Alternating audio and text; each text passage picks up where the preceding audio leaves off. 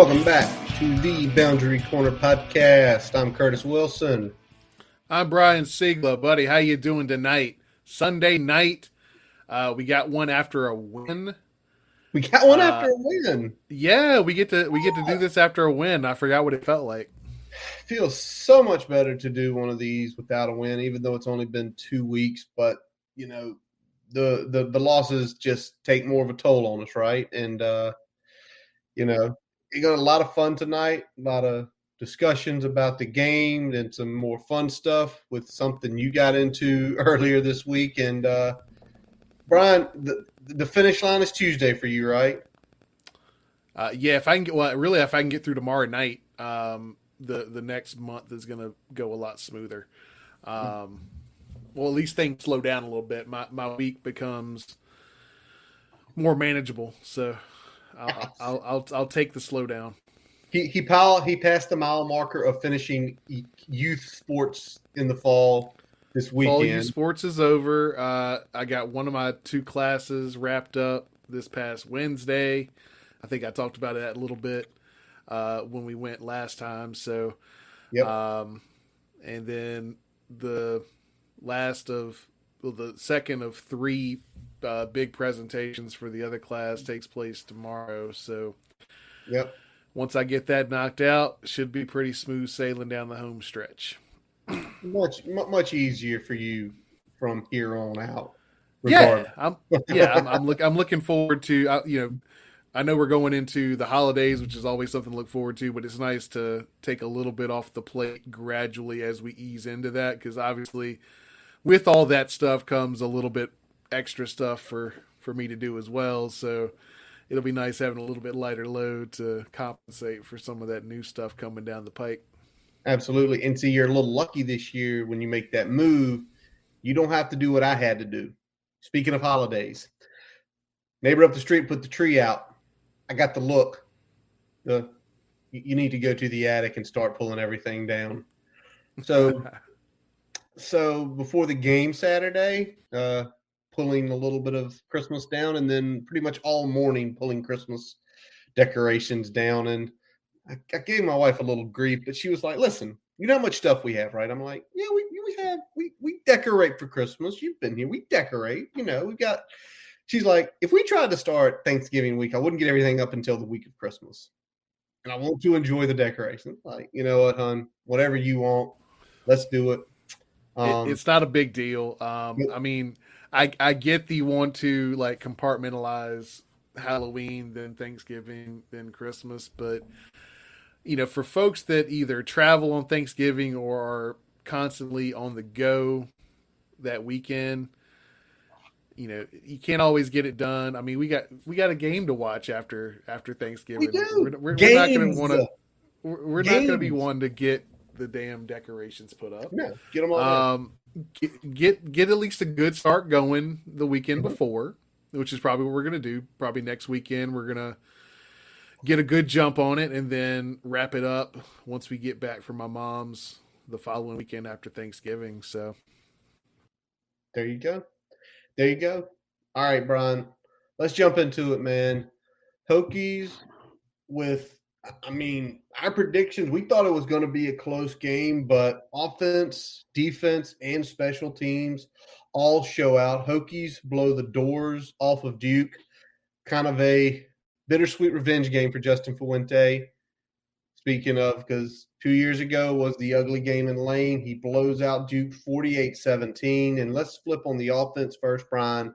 Finally, the Hokies have returned back to over 500 yards of total offense. We can do that? I didn't know we could do that. We did. I didn't know we had that in us. But, I mean, it started on the running game, though, right? The running game got going.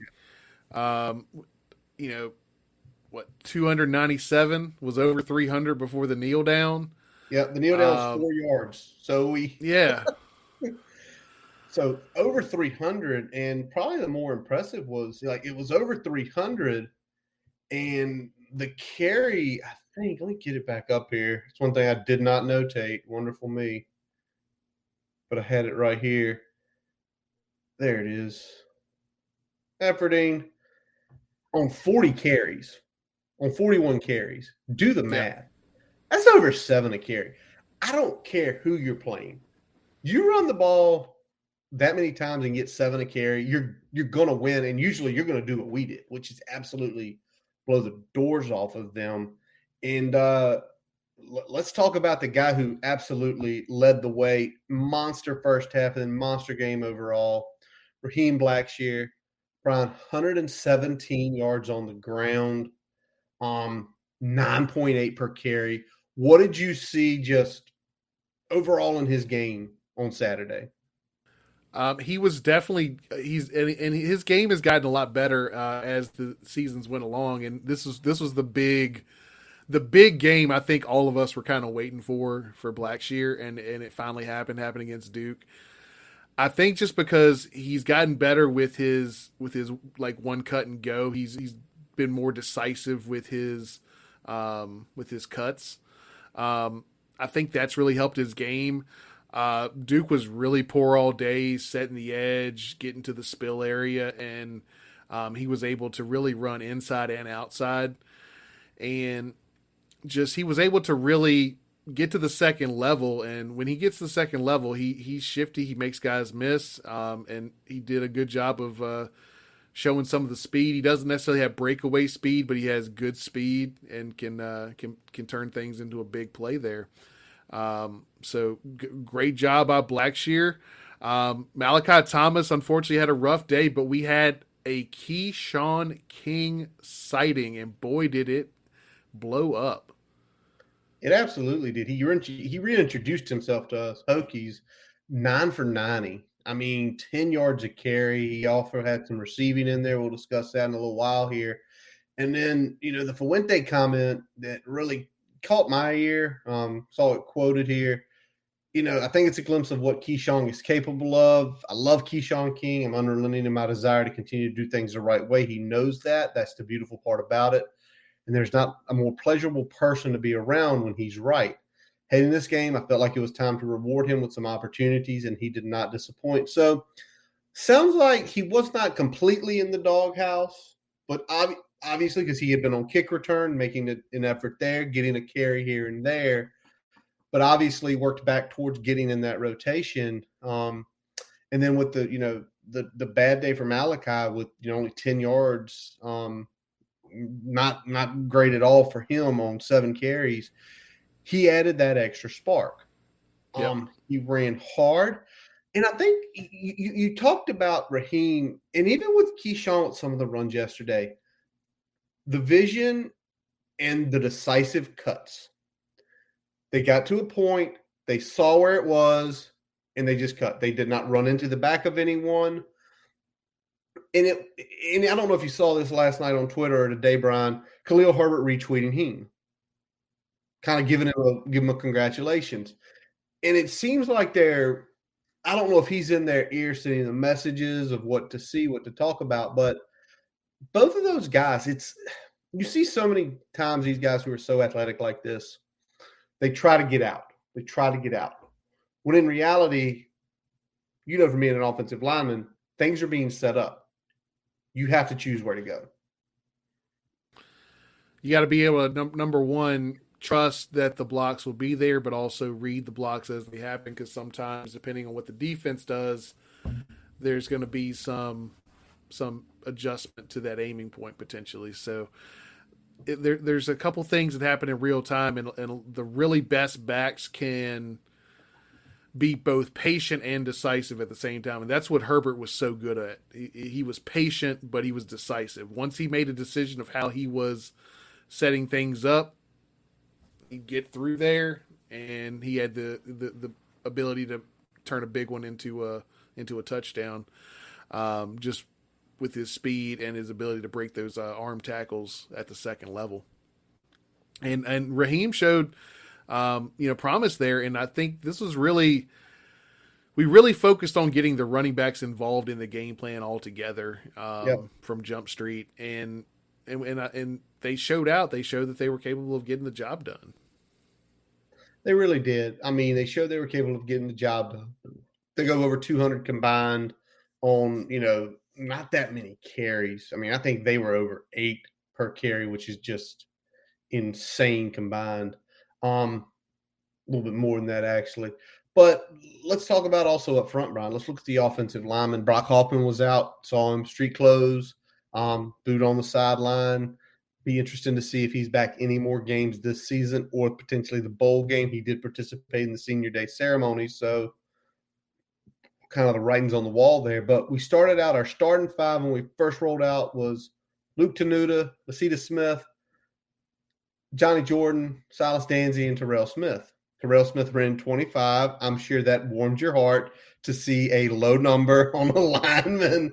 And then we saw, Caden Moore and Parker Clements get some action as well on the right side. What was your assessment of the line pretty much in all aspects yesterday? When I saw Moore and Parker out there, that's when the line looked the best, in my opinion. And I thought Johnny did a good job at center. We didn't quite have as much push in the middle as we've had in some other weeks, but I think he did a good job of getting everyone set up in place of Brock because and he's ran center some for us this year with Brock moving along the line early in the season. We were still working out who our five were. But I think that Moore and Parker have shown some jump in the last few weeks. And Silas was pretty steady when he was in there. So I mean, overall, good effort by the offensive line. There wasn't a whole lot of glaring things that popped out to me. We could have been a little bit better on the inside zone, kind of some of the inside combos there. But other than that, good job overall. Let's flip and talk about Moore and Parker. Moore obviously has more games under his belt. Parker, a few behind. But you talked about that was the best we looked. Is this just one of those things? The reps are finally catching up, and it's the whole head versus feet. And I'm assuming with an offensive lineman, head, feet, and arms. They're not thinking anymore. It's just becoming natural. When they hear the play call, I know what I'm going to do. If he puts his hand on my left shoulder, I know how I'm going to. Is it just becoming more natural because of just Yeah, I the mean rep? they're no longer thinking about what they have to do. It's more about once they do it, how the defense reacts, and then what they have to do to counter that in real time. So essentially, everything after the snap, not thinking a whole lot before the snap, which is good. That you don't want your linemen thinking before they take their first step. You want them to know exactly what they're doing, exactly where they're going, and what they're going to do when they get there. So I think that's the big thing. You see Moore come on a lot more lately. He had some really good blocks. I think on a couple screens downfield. Parker was downfield on a screen getting some blocks. So I mean they were doing some good stuff in various ways. It wasn't just in the run game. So really like the potential there. We got to see if they're going to take another step going into next season. But definitely early returns on both of them are better than anticipated. Great to hear.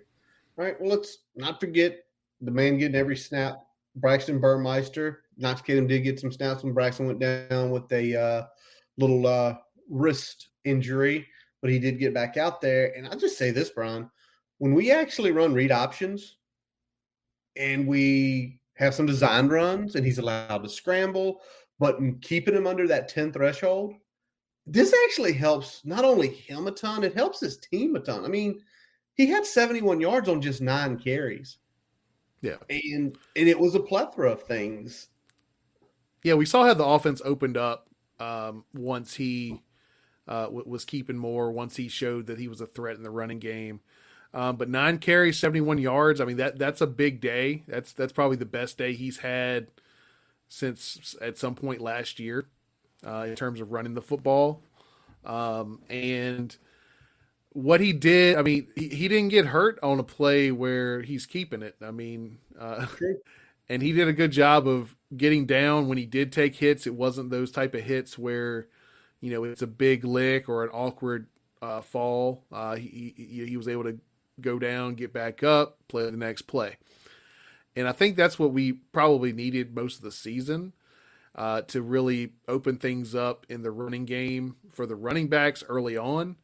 And obviously, if you can run effectively, that helps in the passing game. And we saw those numbers take some steps this week as well. Oh, absolutely, we did. 9 for 15, very efficient day passing the ball, 215 yards, 3 touchdowns, the one awkward interception, which could have been disastrous, but give Braxton credit for holding on to the guy's leg before Yeah. somebody could get there to clean it up. But I think with the passing, he is what he is.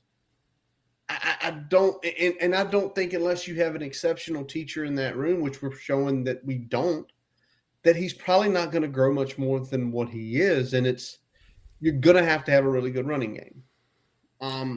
Yeah, and I think so. I'll say this, and I'll look at last year. We had really what, 4 sample size games from last year to kind of Very think true. about what Braxton was going to be this year, before the season started. We had the 2 early in the season, and then the 2 at the end of the season. Yep. And I think really, if you sum those 4 games up, we're getting about the same Braxton that we got last year. True. A couple top end games are kind of like those end of the season ones, and the bottom end games are kind of closer to what he did in those, in that NC State game and that Duke game. Um, Yep. so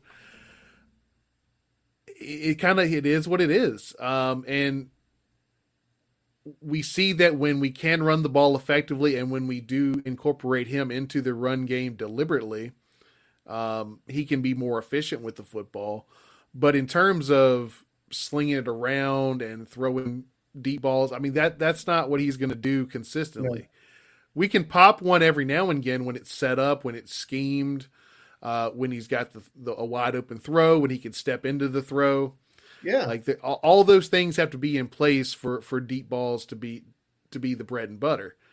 Um, and it baffles me that it took so long to figure out that we need to do all these things in order for him to have success in the passing game. Yeah. It just shows you that there is maybe some, I don't want to say it's ignorance, but something along those lines in that room to not understand that. And I mean, and give credit this week too to the offensive game plan, because you always talk about we need to ease them into it.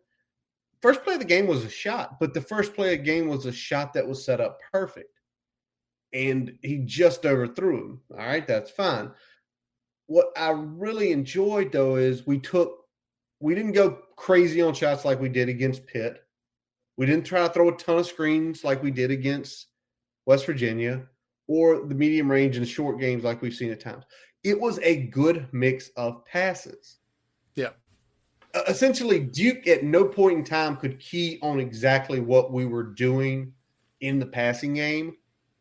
And that's why he was so efficient, averaging, over 15 yards an attempt, or right at 15 yards an attempt. And when you're in that, anytime you break 10, in my opinion, you're doing good, Yeah. but a 15-yard attempt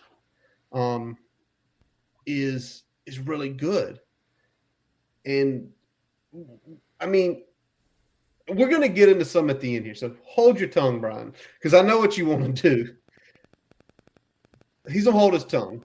Let's I'll move. wait for now. Let's talk about the use of Raheem Blackshear and Keyshawn King in the passing game. Both scored TDs. That, again, you've always given him credit. And I don't know how much of it's him, how much it's Justin Fuente or other people in that room. That play design on the Keyshawn King touchdown, dude, that was brilliance. Yeah, I mean it's a good design, and the designs that are there, I've never had that much criticism. My criticism is we don't target all the field consistently enough, and we have plays like that in our back pocket, and we don't fucking call them ever. Like why are we sitting on this for Duke when we're sub 500? Like where the fuck Where was was this at this? Pitt? Where was this at BC? because the play to Keyshawn King, even without a running threat of a quarterback, because sorry here, I got the burps today. That play was not it was just a straight outside zone, right? That's all the play was. It was an outside zone fake. Outside zone fake. It showed one of the inside guys went on like a little flare out and then post wheel combo. That could have been used against BC. That could have been used against Pitt. That could have been used potentially against Syracuse. What absolutely could have used me against Pitt, because Pitt plays a lot of the same type of techniques and coverage on defense that Duke plays. So what the hell are we doing there? And Lummy looked like he was on a Mars. He didn't know what he was doing there. He was completely lost. Good player, bad day. We've seen it Yeah. all the time. But Well, I said in man coverage he was suspect. and he it got and it he got burned about 3 times in man coverage, like big plays, not just left. not just We giving had up completions. yeah. All right, let's talk about the other guy we already mentioned him, Raheem Blackshear, caught a touchdown. Had a big gain in a screen and then another one for the TD. I'm assuming you were licking your chops when you saw both those plays called because just watching them, the setups, you on the touchdown when we ran jet sweep fake, and that whole defense went whoop to the opposite side of the field. And when Braxton dunked it, it was like a 3-on-1 for the offensive lineman. Like we don't have anybody to block Yeah, here. So if you guys somebody want to take pull that that, guy. I mean, tell me what you felt about both those screens. Just the design of them. Again, good designs. Where are they in other games this year? Yeah, I mean the first one, I think we had seen maybe once or twice. That second one with that motion, um, yeah, I think that's maybe the first time we've seen that all year. I feel like it's the first time we've seen it. And you know, again, I just talked about it a little bit, but I think that's some of the problem. Like I love getting the running backs involved in the passing game here. I like screen. I know some people out there in Hokie Nation like, oh, another screen. When screens work, they fucking work. Now the problem is that they're a often called at the wrong times by our coordinator, and b we run the same three over and over and don't incorporate some of this different motion, different looks, different design to really keep the defense off balance and show them something they haven't seen before. True. So, again, I'm not sure why we're breaking all these things out against Duke, other than it being really a must win to not be the worst team in the conference. Um, True.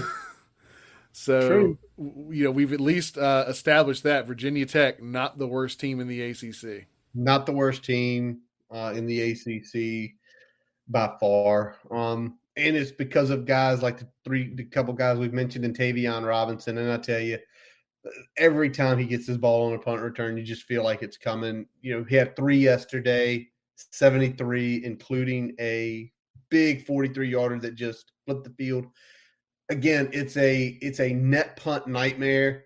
I remember the first punt, he got like 15 yards. They were like, that's a 35-yard punt with a 15-yard return. Damn, they didn't gain anything on that. Nope. And then just, overall 4 for 78, had the fail Mary where he was just short of the end zone caught, and some other couple other short intermediate routes. One was a really nice hook. That a couple plays later we'd score a touchdown, and then an out route. Just every week it seems like his his route tree gets bigger. He gets more confidence. Um, you know, where it looks like Trey Turner's leaving next year, I think Tavion's going to easily step into the number one role.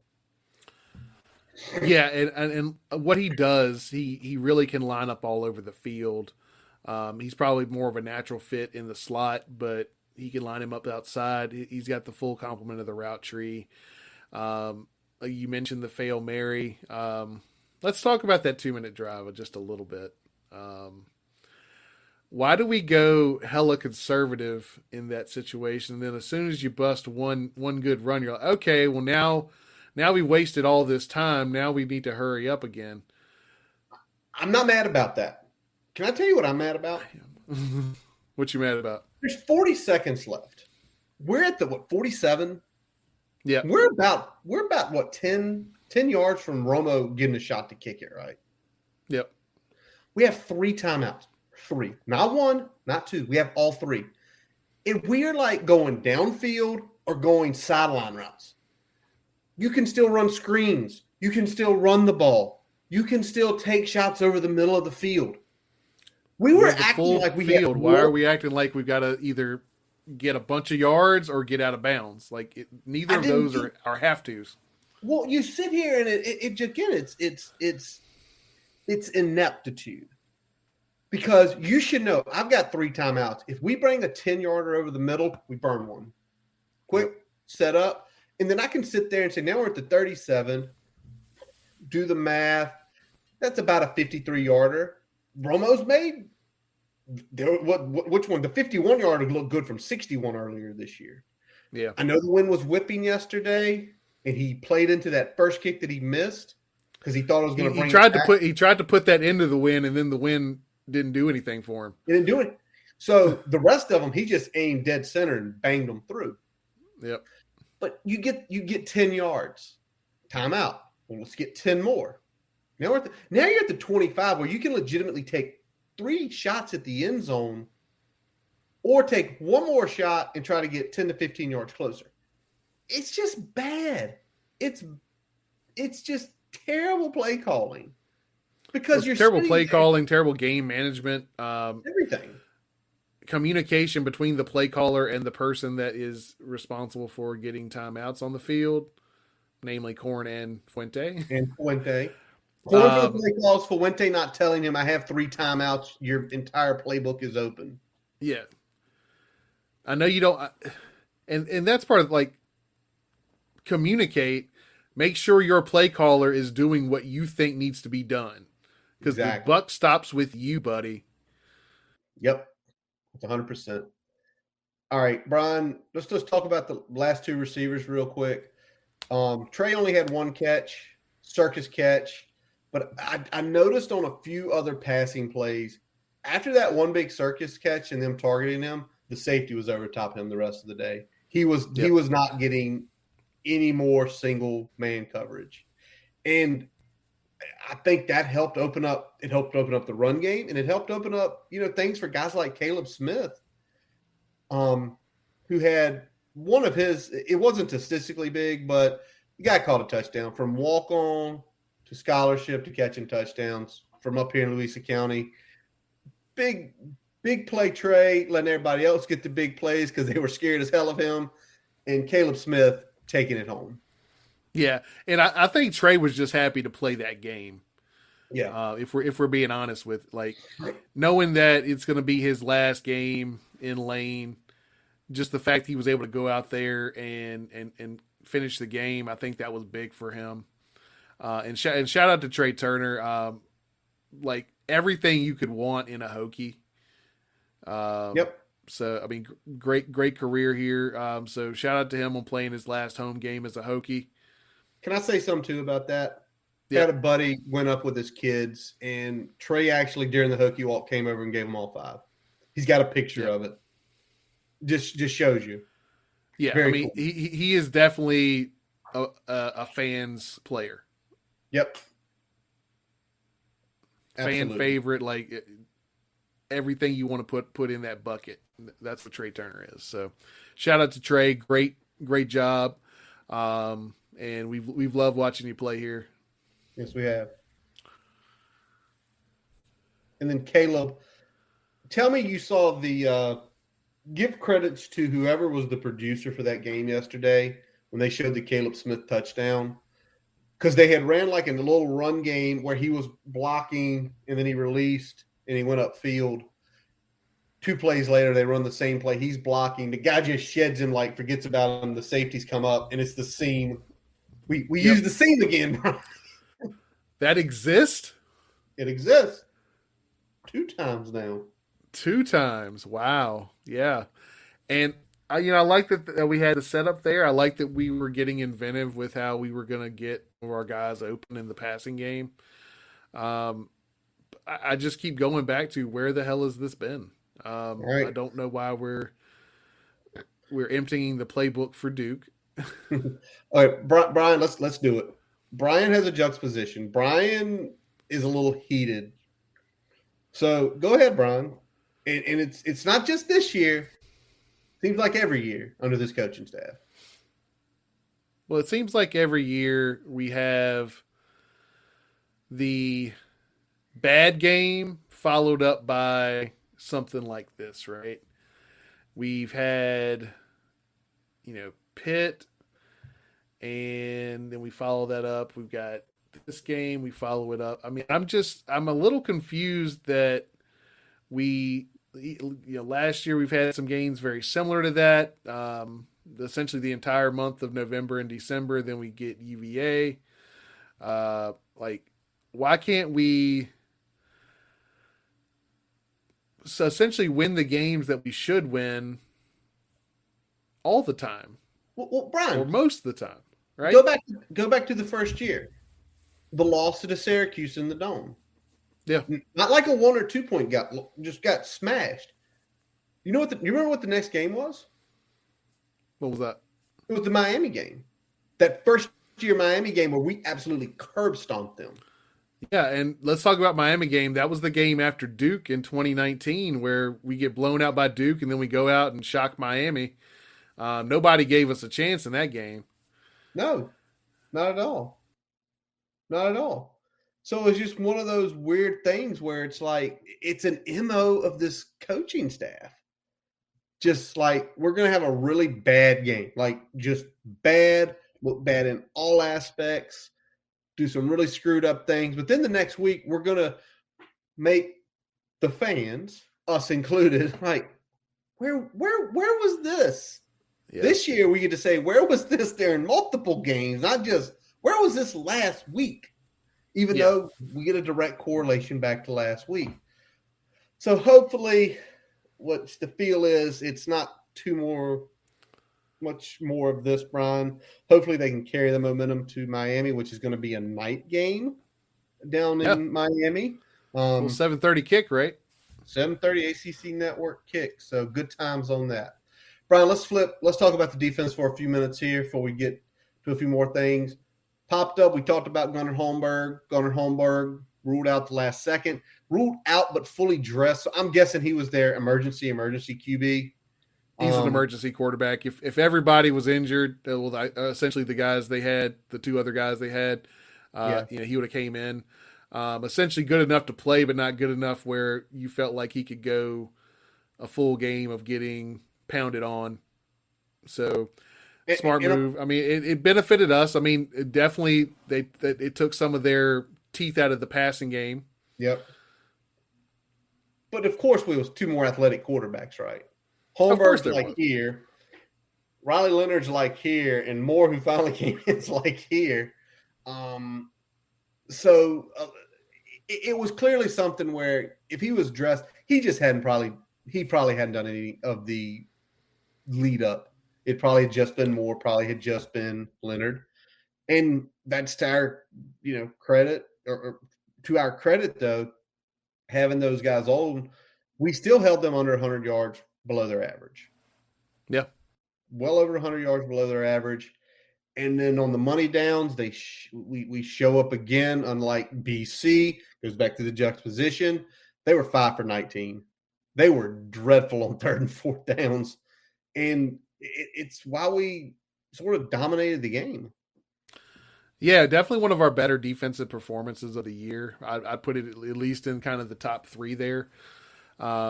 Nothing will really match what we did week 1 against UNC. No. We really peaked early defensively, and it's been a kind of an up and down back half. But this was one of the better games for us, and it started with the guys inside at the linebacker position. Dax Hollifield, Alan Tisdale, probably overall best games they've had all year. Definitely the best games they've had in the month of October and November. Yeah. Um, you know, tackling well. That they had tackles for loss, had some sacks. Tisdale was in there making some noise. Dax had some key stops on some key downs. So you love to see that. D line got pressure all day. Didn't really get to finish those, but they definitely put the quarterbacks in some bad spots. Some errant throws, some throws released sooner than they were ready, off target, things like that. Forced a lot of throws on the run, and a lot of throws just getting rid of the ball because they ran out of time. Oh, absolutely. And the other thing, both the front half did altogether. Mateo Durant was not a factor. 1,000-yard running back was no factor. Um, he only had 10 carries. And one of the other running backs, we did not mention the other week, but Trent Davis was out there more because he's more of a pass catcher. Yeah, So yeah, a they really thousand. had to go away from their game plan, and really with the quarterbacks they had in there, they would have much preferred to stick with a run first offense, and we got them out of that real quick. Oh yes, we did. Oh yes, we did. Now there was one time near the end of the game where they did get home. Did Norrell Pollard and Tywan Garbett. Pollard gets the strip sack, and then Garbett picks it up, runs it into the end zone. The game was well in hand at that point, but that was just a great explanation point that they were still playing hard to the end. Yeah, and I like that this was, even though it didn't happen in the first half like I wanted, where we were mega aggressive in the 2 minute drill from the jump instead of once we got one big play there. Um, I like that in the second half we didn't take our foot off the gas pedal. Mhm. That's been different than really any other game I've seen this year. We weren't content with just having a double digit lead. We weren't just going to sit on that. We were going to keep going. I think it might be the first time all year. I have to go back and look, but it feels like it's the first time all year. Second half, we scored more points in first half. Yeah. Maybe Middle Tennessee might have been the only other one where we scored. Middle Tennessee, and That's that it. was mainly because the first half was such a downer. Yeah, West Virginia too, but the and I think the point what we're trying to make is we had points on the board. We had the game under control, and instead of playing conservative, we kept attacking, kept attacking, kept Yeah, attacking. those Um, other games were either close or we were down going into half. yeah. Whereas in this case, we had a pretty decent lead taking it to the half, and we said we're not done. All right. Yep. I want to ask you one question, Brian. What Jordan Moore did really near the end of the game, I know we were rotating guys in and out. Does it give you any pause for concern um, with the run game of how he looked? And I know the last two guys with Van Dyke and potentially Brennan Armstrong aren't that, but just in general, if we keep this similar defense going into 2022. Uh, I think it'll be okay. I think there's some tweaks that still need to happen. I think the overall scheme is still a work in progress. I think we have seen overall progression from year one to year two in this defense. Um, you know, the question is going to be: is this going to be our defense going into next year or not? But when we talk about the next two games, though, um, we are looking at guys that can run the football, and they both can throw the ball, assuming both of them are playing in those Yeah. games. And that's going to be the struggle, right? We have struggled with guys that even weren't the best thrower if they could run and throw, even if they were getting the ball more downfield, like a Schrader. We struggled there, so we'll see how that works out. We know Armstrong is more of a throw first player, even though he is an athlete. Yep. Um, Van Dyke a little bit of the same, right? So they're both still throw first, whereas Schrader was more of a run and gun deep type Yeah. quarterback. So we'll see if that plays more into our defense's favor or not. But yeah, it's definitely something to be concerned about. But we'll look into it. I'm sure they'll have some new wrinkles and adjustments to counter some of what UVA and Miami do. Absolutely. Before we get into just one more piece, why are they throwing so many flags on Jermaine Waller for just playing defense? And why is the umpire getting in the way and then the back judge throwing a flag on it? Yeah, that was the worst because the umpire was in the way, which made the receiver stop his route. Instead of diving for the football, he stops his route, and Waller was already essentially reading the play as if he was going down for the ball. Uh, and now you got a receiver that's like right up on you. I don't like that.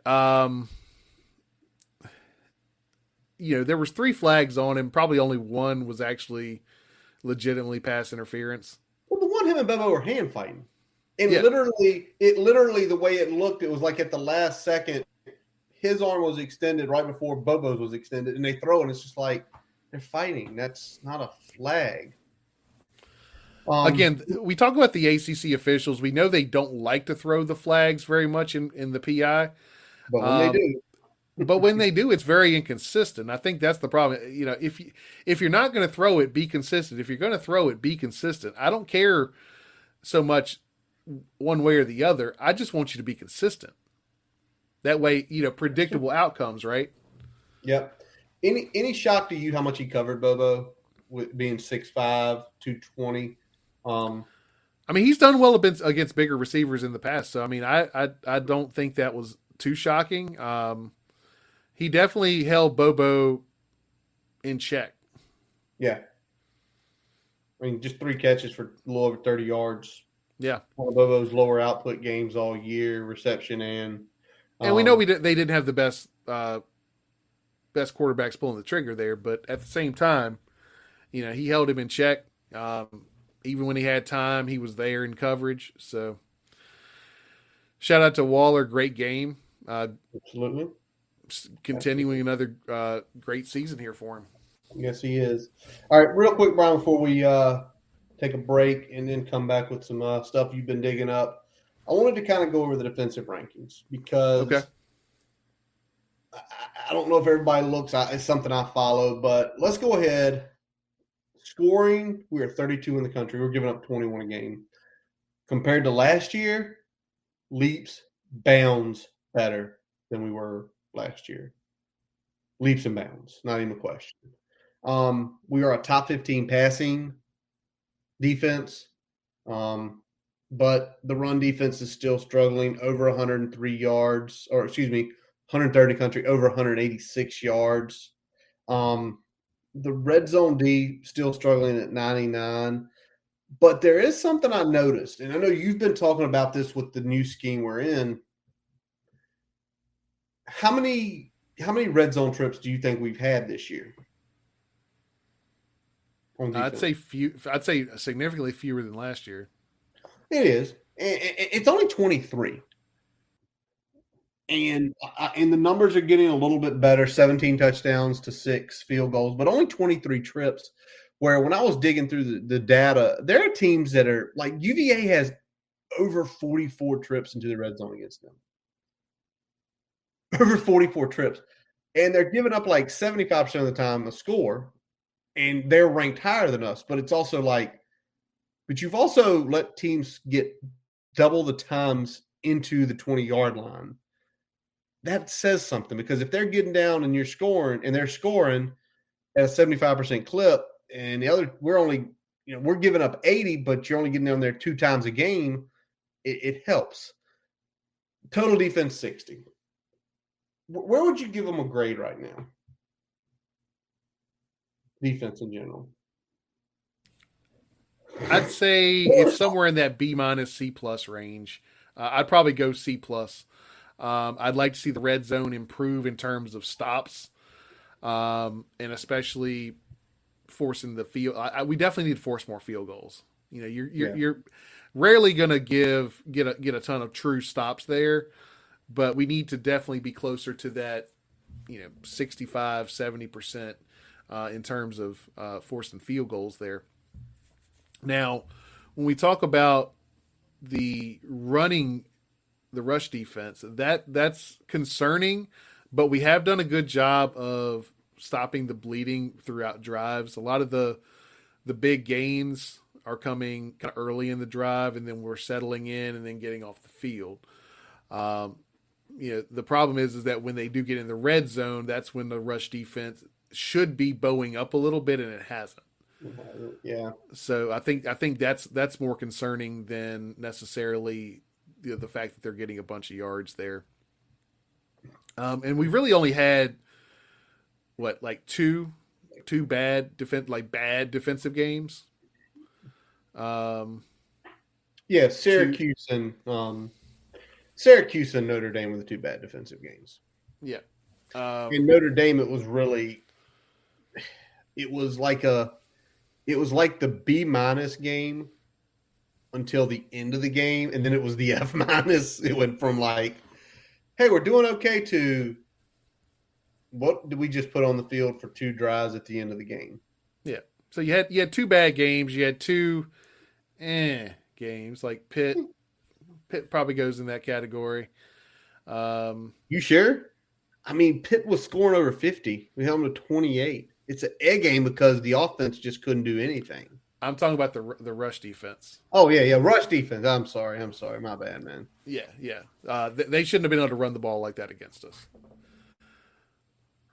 Got it. Now they held Kenny Pickett as much in check as pretty much any defense has this year. But we gave up too many yards in the run game, couldn't set the edge well. Outside containing the running game was awful, extended drives when it shouldn't have. So that was the problem in that game. But like I said, I'd probably go C plus B minus range overall. Definitely the strength of the team outside of special teams this year. And we finally had a couple games in here in the last few weeks where, offense and defense showed up a little bit at the same time, especially against Duke. Finally, it looks like four quarters, you had both sides of the ball doing pretty well. Close to the Georgia Tech game. About one quarter was off for the offense, but Georgia Tech was that way too. And you know what? The next two games, we're going to need it. We're going to need 8 quarters of everybody being on the same page. Just to get to a bowl game and to get to a bowl game for these kids who did not get one last year. As there is some normalcy this year, you're going to probably see bowls are probably going to get to go early. There's going to be some protocols, but you hope we can. I want to pull both out and then watch chaos happen, and we make the ACC championship game, and Witt has to say, "Well, shoot, what do we do? What do we do? What do we do? What do we do? What do we do? What do we do?" It'll be interesting. Yeah. I don't foresee that happening, but yeah, it could still happen. I definitely want to see us. I definitely want to see us win out here, regardless of what happens on that front. Because both of these games are rivalry games. Both of these games matter on the recruiting trail. There's a lot riding on this that has nothing to do with who's the head coach next year. 100%. All right, Brian. Before we get into another topic tonight, we are going to take a quick pause for a message from our digital partners. As we take a quick break, we'd like to tell you about getting your free website report from our digital partner, Grassroots Digital Marketing Studio. They'll tell you how your website ranks on Google, on-site SEO, and social media. No commitment to buy anything. You can get your free report by visiting grassrootsdigitalstudio.com/free-website-report. Now back to the episode. All right, guys. What we're looking at tonight in kind of a discussion, our buddy Mike McDaniels over at Sons of Saturday and Hokie Hangover podcast released a tweet this week talking about Sportico and their college athletic department financial database. I saw it. I peeked at it. But the big guy over here, what did they say, Brian? I went down the rabbit hole. For multiple days. Yeah. So, Brian, I'm going to just assume that you looked a lot at VT. I looked a lot at Virginia Tech, absolutely. That's where I started, and then I started looking at other ACC teams and then comp teams in other conferences. All right. So, I mean, are we 1 to 10, where do we rank? Let's do that first. 1 to 10, are we terrible? Are we average? Are we slightly above average? Or what would you say we are? So we're kind of in the bottom end in overall revenue in the ACC. That probably shouldn't shock that many people. Mm-hmm. But when you look, I think it's when you look at the breakdowns, that's where some of the story gets told. So I'm gonna throw something up real quick here for the folks watching, just to give you an idea of what we're looking at, what I was looking at. Um, and so this is the Can I say one thing? breakdown. Yeah. Can I say one thing? If you're listening to this on the podcast on um, on tomorrow, Tuesday or Wednesday, at about 52 minutes, if you go to our YouTube page, you'll be able to see the documents Brian are bringing up. Yep. So what right now we're focusing on revenues here. Obviously expenses matter, but I was more curious about money coming in than I was about what it's getting spent on. So like I said, we got the chart here. It breaks it down by different buckets of where the revenue is coming from. It breaks it down over on the left hand side of the chart of where what sport, or in this case also non-sport specific, so like just a general scholarship type situation, where that money's being spent, or where that money's allocated to in terms of the budget. And there's several takeaways here, so I'm going to go ahead and pop this off here and just start talking a little bit more here. So let's start with Virginia Tech's numbers. And I'm going to break this into good, bad, and ugly. We're going spaghetti Western here. Always. So we'll start with the good. We are better than every other ACC team in terms of media rights. And that's based on, obviously, this is just public schools because it's just public data. So we don't have Wake Forest numbers, we don't have Miami numbers, we don't have Pitt numbers, we don't have BC numbers, we don't have. So there's a. Pitt's not public. Pitt is not public. Oh, I did not know that. I always thought Pitt was public. Yep. So no Wake, no Duke. So there's a lot of numbers that we don't have. Probably half the ACC that we don't have. But in terms of the ones we do, we're at the top in media rights overall. So across all sports. Why do you think that is? I mean, that like I think media rights. I think, well, good Lord, we're down tucked in Southwest Virginia, where someone like Clemson is, north of Greenville, south of Charlotte. You think UVA, Charlottesville is a pretty good metro area, only about an hour west of Richmond. Why do you think we're one of the better media deals? Yeah, I'm not sure. I don't know if that has something to do with the ACC network having a studio in Lane, or any other factor that's related to that. But we do better than every other school in the ACC public wise in terms of those media rights. And that's taking into account that the ACC media deal is absolutely the worst in all of Power 5. Even Pac-12 is, your average school is generating more revenue and media rights than your average ACC school. So if we can get that worked out, that bucket is going to go up across the board. So it'll go up for Virginia Tech as well. And that, it starts with getting Comcast on board with the ACC network. It starts with a better deal in terms of the actual financial figures per school in the deal overall. So right. That's the good. The bad. The bad. Okay. While not the bottom of the conference in terms of donations, we are behind key competitors. We are behind UVA, Clemson, FSU, Louisville, and we're pretty much squared up with UNC. And that's donations across all sports. So we're not just looking at football; we're looking at across all sports. We're a shade better in football than we are in overall, but it's negligible. Yeah, this now. Let's say this is 1920, right? This is 1920. Yes, they don't have the fiscal information for the last calendar year I yet. don't think any school wants to give the fiscal information for the last. Yeah, yeah, yeah.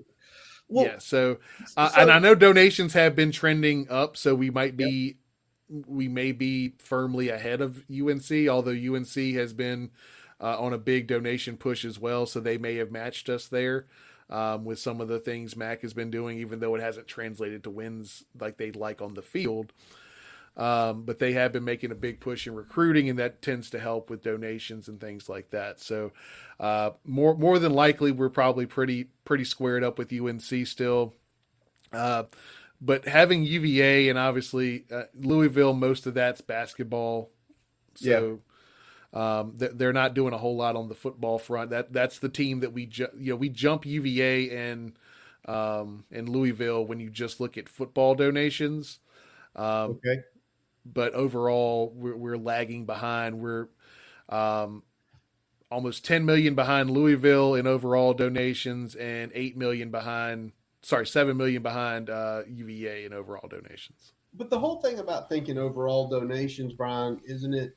If they're overall donating more money to whatever sport, football's the biggest pie. So if there's some booster at UVA giving 2 million to the basketball program, the 2 million that might come out of the big media rights deal for football, we don't have to pay that over there. Yeah. That booster's taking care of it with the big donation, right? Yeah, and when we looked at the chart earlier, I mean, the majority of our donations are non-sport specific, so that's getting divvied up on some degree of percentage, right? And that's Depending Drive for on 25. That's the yeah, Drive for 25 campaign yeah, where and Clemson had a very similar thing where they weren't crushing us in football donations, but IPTAY, we're going to get to that in a second, is like out of the fucking ballpark. Um, so now let's get to the ugly. And oh, this is the one that I need to look into more of where this is going and what we're doing. But licensing and ads, we are behind pretty much everyone in the ACC and the rest of Power Five. We are ungodly low in this bucket. Like we're just over 2 million. Most of the rest of the ACC is 8 million and up. So I'm not oh, sure. Yeah, I'm not sure what we are not doing or doing wrong in this sector, but that is the biggest area that we are lagging behind. Even the bottom feeders in the ACC in terms of revenue. well, I mean, to me, I would say I hear that. My first thought is, well, we're in Southwest Virginia. The biggest metro city is Roanoke North. The other big metros that we have so much relationship with are hours upon hours away. Yeah, and But then I sit, there's also other institutions that are kind of home bases for those schools as well, right? well, it's true. Got a car alarm going off. One moment. Not my car alarm. There we go. Um, Probably somebody sitting on a key in their living room Live show, watching ladies and gentlemen. This live this is show. what happens. Um, but I think where it may show a real concern is DC is one of the biggest alumni markets. Yep. There's opportunity there. Charlotte, Atlanta, Richmond, the 7-5 in the beach area, Raleigh, Winston-Salem. You have these pockets where there are a ton of alumni. Why aren't we attempting to get some licensing and ads in those areas where there's something there to sell? Yeah, I don't know if this is just the classic VT running the mom and pop organization on the financial side in some Okay. cases where, we become mature in some areas of that, and then others still seem like they're stuck in, the late 90s in terms of how they go about the business. So I don't know if it's more of a combination of that or what, but that's where we are giving up the most ground to everyone else in our conference. Yeah. And because just It's looking not at the enough. It's not enough for the media rights to compensate. no, So just because we're tops in media rights, that's not compensating for that drop off. And then donations are only like we said, middle of the road overall.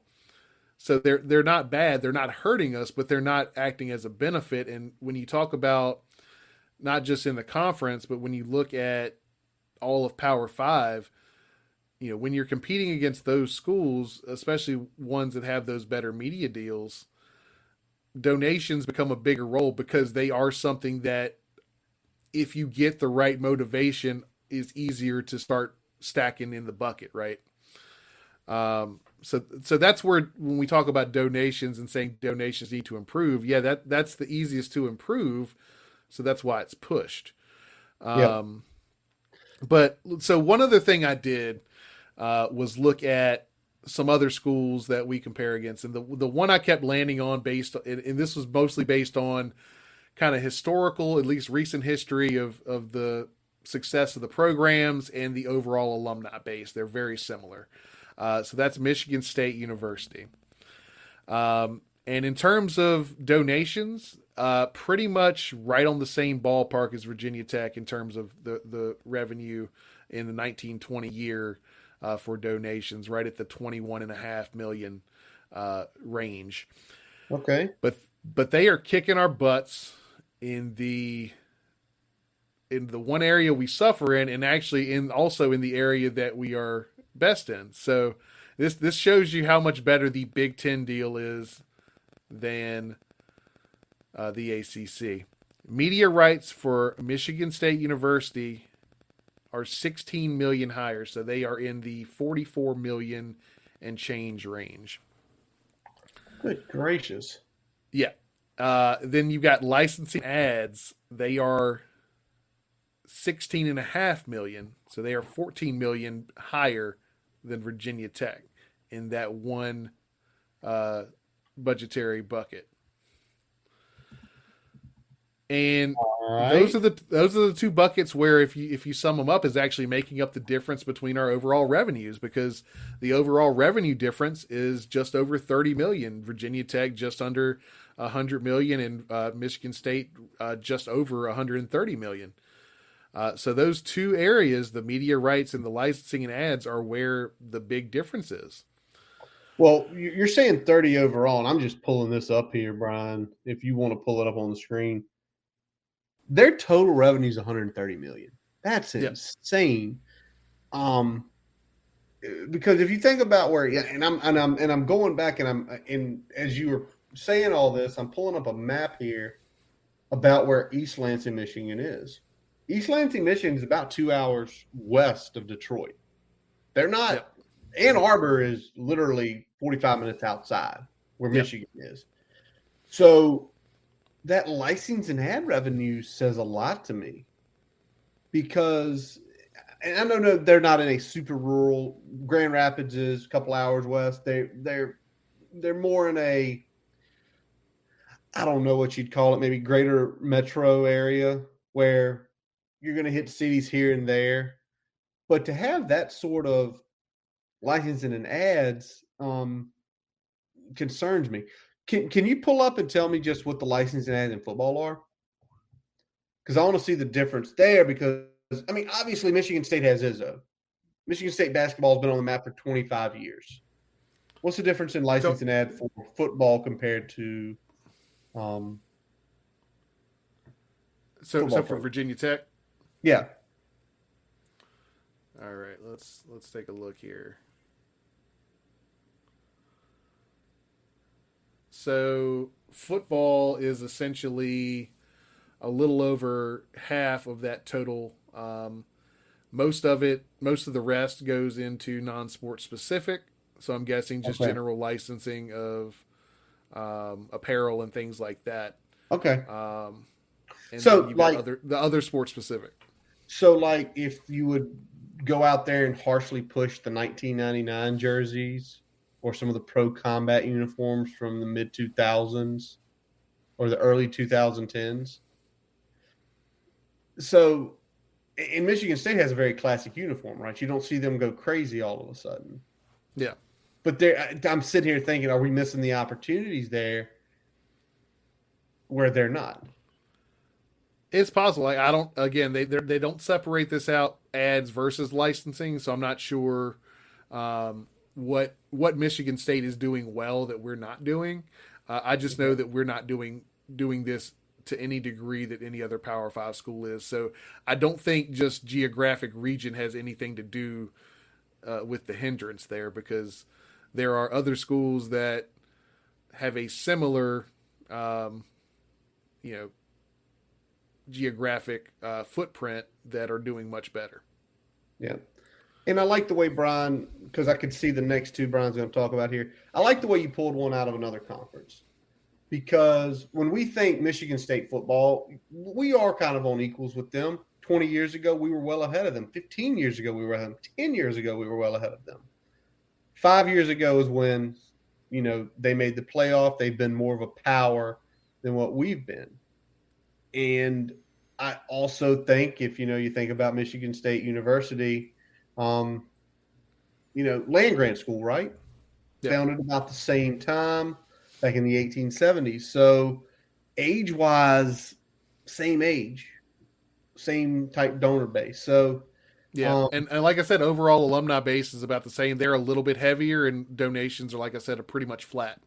I think actually Virginia Tech has a small overall advantage in donations compared to Michigan State. But again, they're making up for that in those media rights and licensing and ads, and then some. Um, but let's go ahead and turn back to the ACC, and we're going to look at the obvious one here, Clemson. And right off the bat, this one shocked me. I know it shocked you when I put it on the screen yes, it there. did. Virginia Tech plus 10 million on Clemson in media rights. Well, I can't explain that one. They're closer Yeah, to major metro areas. They're a big brand right now. They're a big brand where you think they could be selling things in these media rights for so many different other opportunities. I mean, good Lord, they had a Disney movie made. yeah.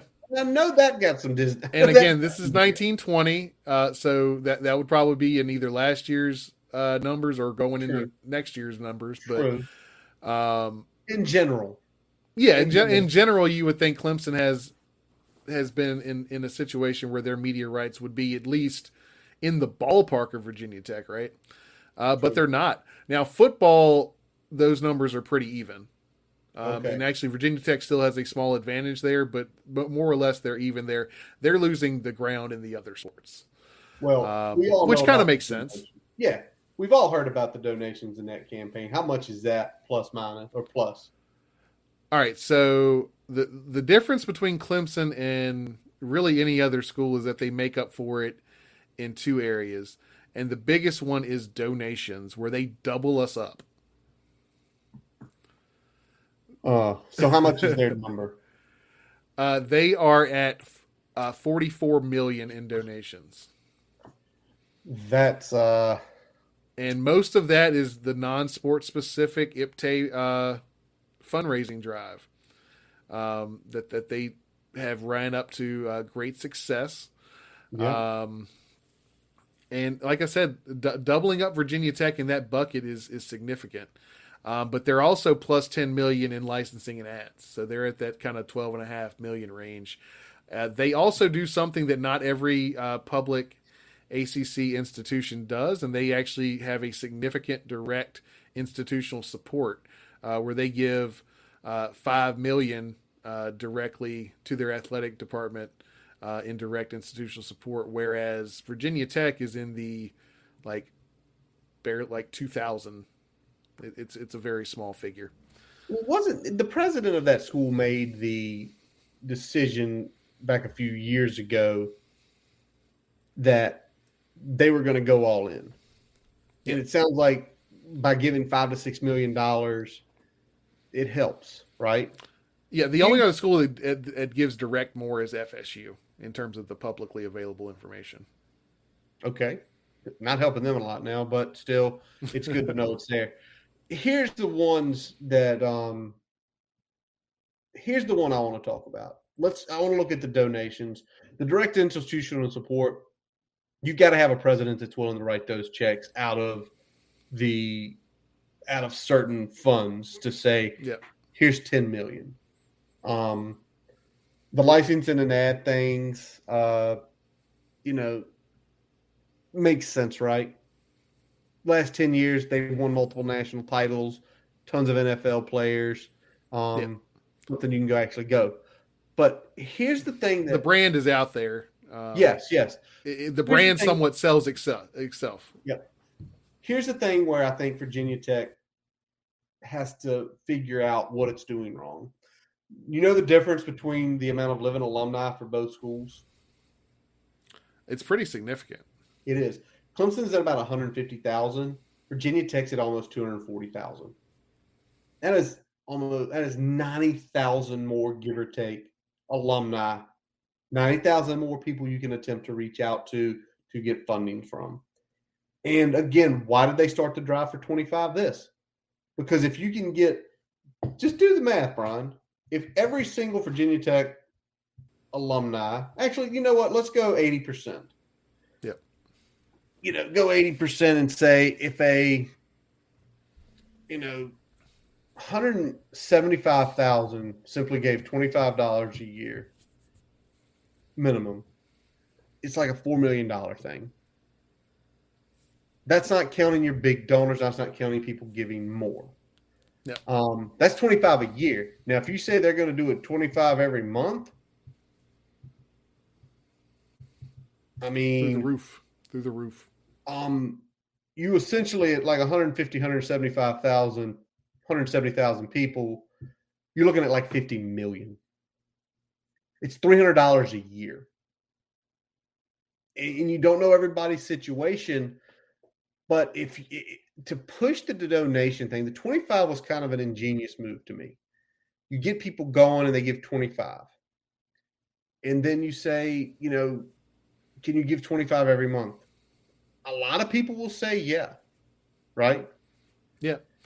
Almost, I mean, I don't think there's anyone that can say, unless they are just so fed up with the direction of a program or the athletic department as a whole, that they wouldn't give $25 a year.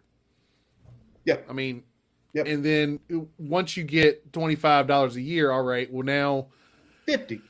Do 2 months. Well, even if you don't do that, you get 25 every time there's a seasonal fundraising event. Yep. You get the ones that kind of come either whether it's Giving Day, whether it's the stuff during the season, whether it's a specific campaign within basketball season or football season. You get like 5 or 6 of those opportunities in a given calendar year or fiscal year, I should say, and now they start giving 25 every time there. Now that's starting to build. So it's a good campaign. I'm hoping that we start seeing more more participation, because I think the problem now isn't the dollars, it's the participation. If we can get participation to be a little bit closer to the goal, then I think you'll start seeing, and I'm not saying we're going to get to Clemson numbers, but I think we can match UVA numbers, which is we're about to talk about now. Let's go ahead and talk about that. What you found from the UVA crowd? Yeah. So the big two again. Let's talk about it. It's similar to it's not to the degree of Clemson, but it's very much in the same vein. We are behind $6.5 million in donations to UVA. They're in the 27 and change million category there, so we're giving up some ground to UVA there. A lot of that isn't football, some of that is basketball, some of that is just general donations, but it's still something where we're lagging behind a department that we consider ourselves to be better than, especially in football, and more recently catching them in overall athletic prowess. So let's talk about the other piece of it. So we've talked about lagging behind licensing ad. That's been across the board. We're behind 8 million compared to UVA in licensing and ads. What exactly are they publishing out there that people are? I'm guessing it's going to be the basketball stuff. That's the only thing I can think of. I I I can't imagine anything else. And I guess maybe, I mean, they have a lot of sports that they play at a high level, right? True. So Yeah. they have a strong top to bottom athletic department, even though their football has lagged significantly behind overall. 15 Really, years. yeah, 15 years. yeah. So um, I still don't get why we're struggling. Like I don't have a problem that we're behind in it. I have a problem how far we're behind in it. Yeah, yeah, If yeah. that makes sense. Well, for them, for UVA, as far as the donations never upset me because there's always been stories. They've had 3 or 4 large donors that love the athletic that they're not stroking $1 million checks. They're stroking $10 million checks. And if Yeah, a guy's stroking that every year because he's got the excess cash, that's tough to catch up. Clemson did it the other way. Clemson went volume. We're going to get as many people involved, giving as much money along with big donors. Again, the licensing and ad, I just don't get it. I know you talk about the basketball program. You know, it seems to me, and you've said it before, and we've heard it before. It is the mom and pops organization that's running the donations and that's running things like that. It's not the donations. Like you can't do that. Pull up the screen one more time, Brian. Just so everybody can realize this. Scroll down just a little bit so we can see total revenues. No, revenues up. My bad. We're $100 million athletic department. We are $100 million business. $100 million. I'm in the insurance business. I see many businesses every day that do not have that sort of gross income. So what this tells me is they've got to spend more money on operations, more people updating it. You said yeah, it earlier, Brian. It's not the 1990s still. You cannot recruit it. And we've had several conversations on this, you know, on this podcast before about it. yeah. It's And I don't think what 100. we're saying. And I'm not saying. I know Curtis isn't saying it either. We're not saying if financials improve, so will product. It's a piece of the pie. It's not the whole puzzle.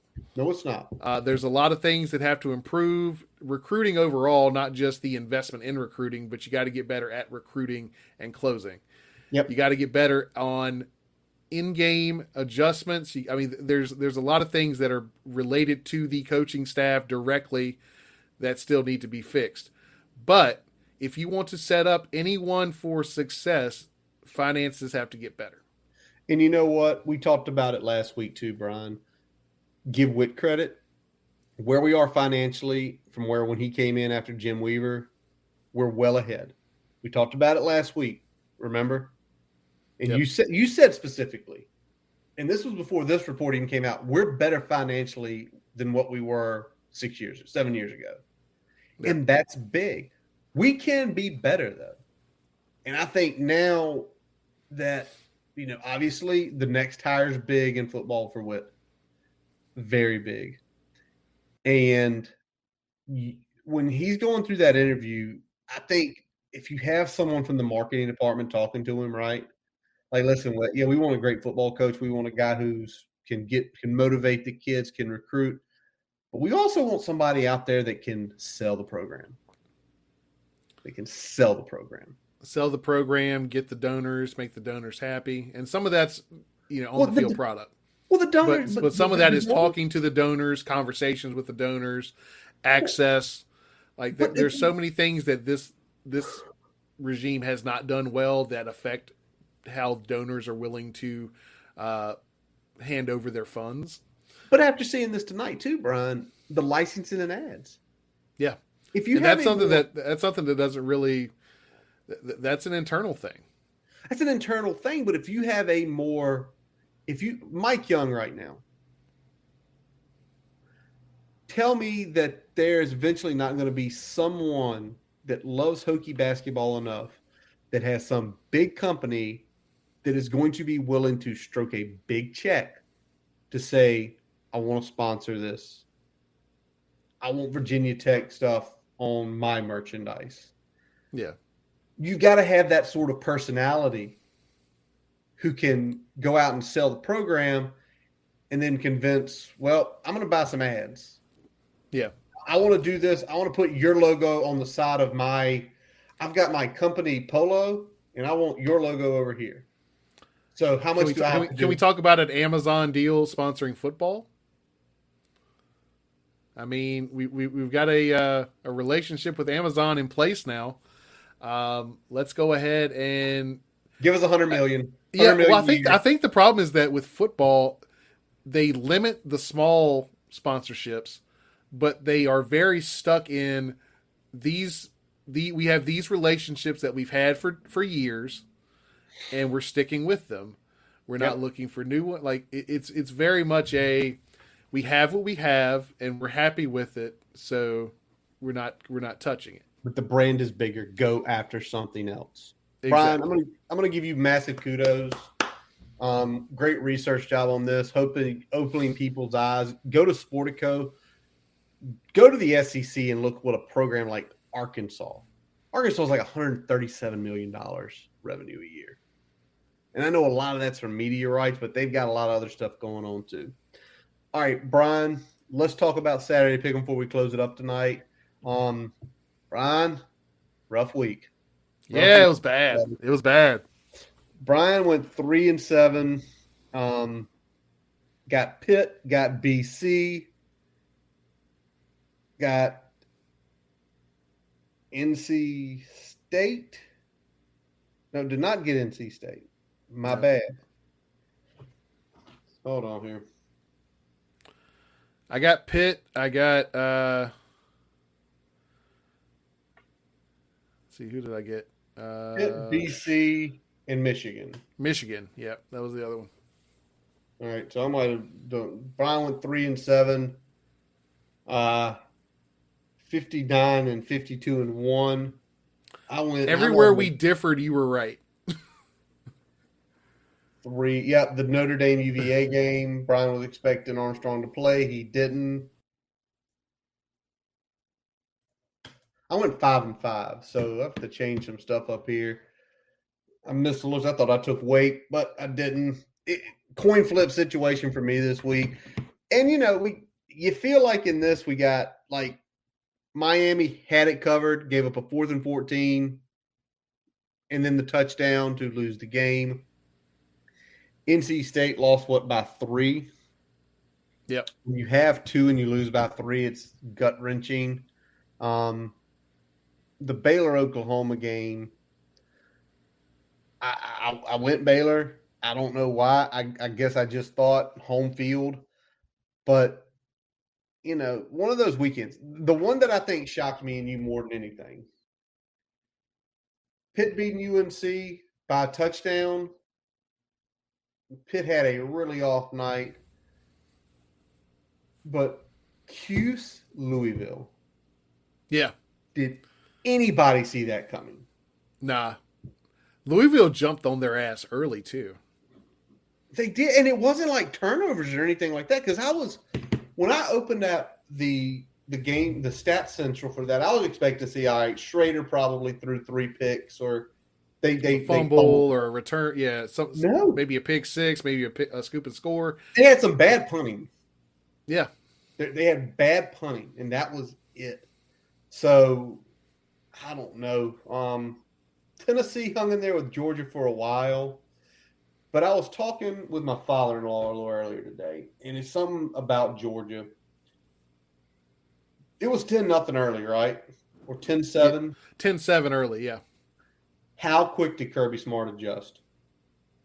Second quarter, he adjusted to what Tennessee was doing, and Tennessee couldn't readjust. Second quarter, he had adjusted, and by the second half, it was locked down. It was over. And it's crazy because what I was talking about with him was, well, when you have that much talent on the field, you can't adjust that quick. Most teams, it's like, we have to get to halftime to figure this out. Yeah. We can't adjust on the fly like this. Because most they adjusted on the fly to stop any bleeding, and then they made full-on adjustments that locked them the hell down at halftime. it was crazy to see that go on. How much else here, Brian? Anything breaking? I haven't seen anything come across, buddy. All right. I am updating. I'm adding one to my lost column and taking away one. So I am 64 and 44 now. Just so you know. I got some ground to make up next week. He's got ground. Brian's going to have to just go opposite view every time. I got to go at least 4 against you every week from here on out if I'm going to make up some ground, I think. 4 against us for 2 weeks. Then you have to choose every championship game against me. That's going to be fun. And then bowl games. It can happen. It can happen. It is possible. All right, well, if nothing has happened, buddy, or broken since we started about 9:30 tonight, that is going to wrap up this episode of the Boundary Corner podcast. I'm Curtis Wilson. I'm Brian Siegler. Visit our website at boundarycornerbt.com to listen to all of our episodes. While you are there, don't forget to follow us on Twitter, Facebook, Instagram, subscribe to our YouTube account, and your favorite podcast source, including Spotify, Amazon, and Apple Podcasts. We always let our buddy Jason Long play us in, play us out. Catch him on Spotify and Apple Music. Brian, 5-5. We're back to 500. We got a shot at a bowl now. We thank you guys always for listening. Rate and review us. Give us feedback. DM us. Don't be afraid to. We don't bite. As always, buddy, let's go. Hokies.